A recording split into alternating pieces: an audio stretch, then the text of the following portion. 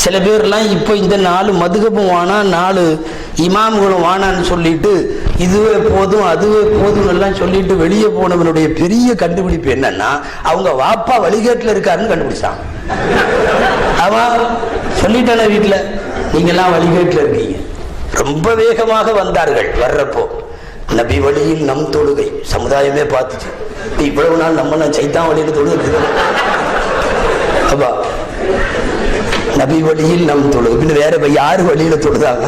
எங்க மௌலவி ஒருத்தர்கிட்ட தொழுதுட்டு பள்ளிவாசல்ல இருந்து அவர் வெளியே வரும்போது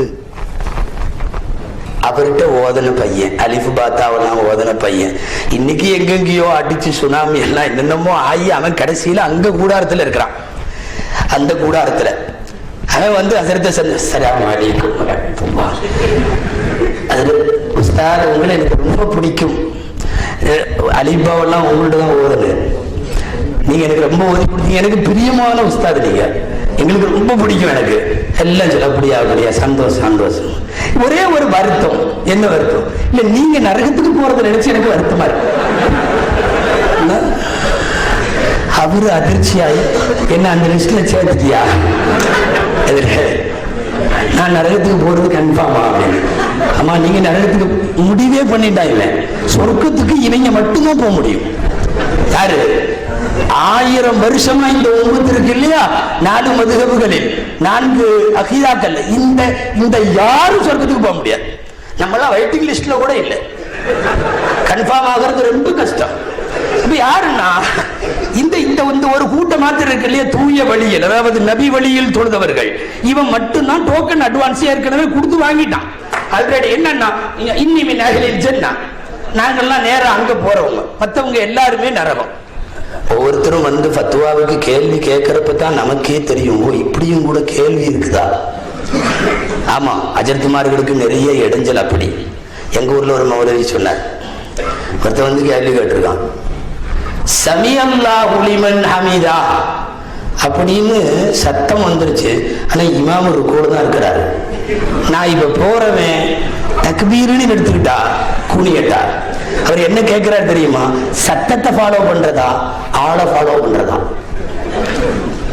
மௌலவி பார்த்தாரு, இதுக்கு இங்க போய் இன்னைக்கு தாபத்தை அடி பத்துவாவெல்லாம் பார்த்து அவர் ஏன் எந்திரிக்காம இருந்தாருன்னு தெரியல. சமையல்லாம் ஒழுங்குனவித சவுண்டு மட்டும் வந்துருச்சு. சில நேரங்கள்ல பதில் கரெக்டா இல்லைன்னாலும் ஏதாவது ஒரு எதிர் கேள்வி கேட்டு விட்டு ஆளை அனுப்பிடுவார் அந்த மௌலவி. ஆமா அவர் உடனே கேட்டாரு, எப்பா நீ சிக்னல்ல நிக்கிறப்போ ரெட்டு விடுகிறப்பவே போலீஸ்கார போன்னு சொல்லிட்டா நீ என்ன செய்வ? சிக்னல்ல ரெட்டு தான் இருக்குது, போலீஸ் போங்கிறார், டிராபிக் போலீஸ், அப்ப போயிட வேண்டியதானே? போயிடு போ, இங்கிருந்து போ முதல்ல. சில நேரம் புதுசாக நிறைய மசாயி 5ல இருந்து போன் பண்றான். நீங்களும் பார்த்திருப்பீங்க, பேஸ்புக்ல வாட்ஸ்அப்ல பார்த்திருப்பீங்க, 5ல இருந்து போன் பண்றான். ஹஜ்ரத் ஹஜ்ஜுக்கு வந்திருக்கேன், சந்தோஷம். நான் மினால இருக்கிறேன், சந்தோஷம். இன்னைக்கு பிறை 10, சந்தோஷம். ஜம்ரத்துல கல்லடிக்க வந்திருக்கேன், சரி. அந்த 7 கல் அடிப்புமா இல்லையா? ஆமா. அது பிஸ்மில்லாஹ் அல்லாஹ் அக்பர். ஆமா ஆமா. இல்ல என் பக்கத்துல ஒரு சூடானி ஒருத்தர் உண்டு வில்ல வச்சு கல் அடிக்கிறாரு, கூடுமா? உண்டு வில்லுன்னு இந்த நாட்டுல என்ன சொல்றாங்க, இந்த 2 கட்டை குறுக்க வச்சு கெட்ட கோல்ல ஒருத்தர் கெட்டவன் போல இருக்கு, கெட்ட கோல்ல வச்சு அடிக்கிறான், அது கூடுமா அப்படின்னு. இதுல என்ன தெரியுமா, அதை போட்டா புடிச்சு வேற அனுப்பிச்சிருக்கிறார். நிறைய வாட்ஸ்அப்ல பேஸ்புக்ல கரெக்டா ஜம்ரத்துக்கு முன்னாடி இப்படி நிக்கிற மாதிரி ஒரு படம் வந்துச்சு. அவன் போன் பண்ணி உண்டு வில்ல அடிச்சா கூடுமான்னு.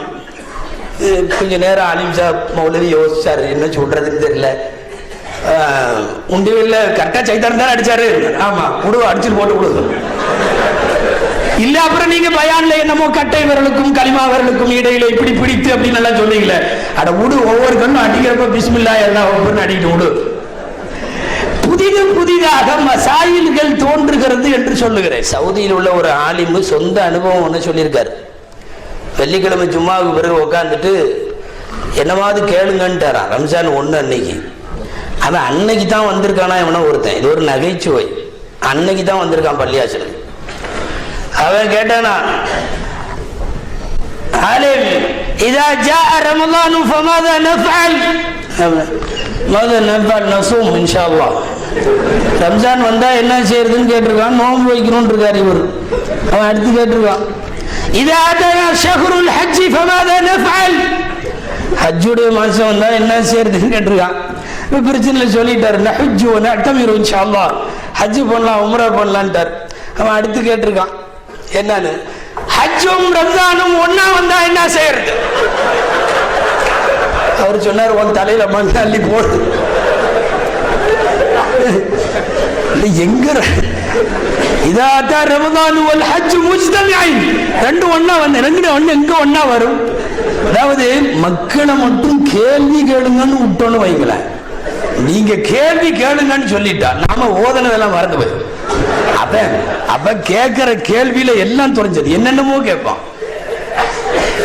எங்க நாட்டுல ரொம்ப பிரபலமானது ஒண்ணு என்னன்னு, மௌலவி உங்க இங்கேயும் ஃபேமஸா இருக்கும்னு நினைக்கிறேன் இந்த நிகழ்ச்சி. மௌலவி பேசினாரா சுவனத்தில் எல்லாம் கிடைக்கும்.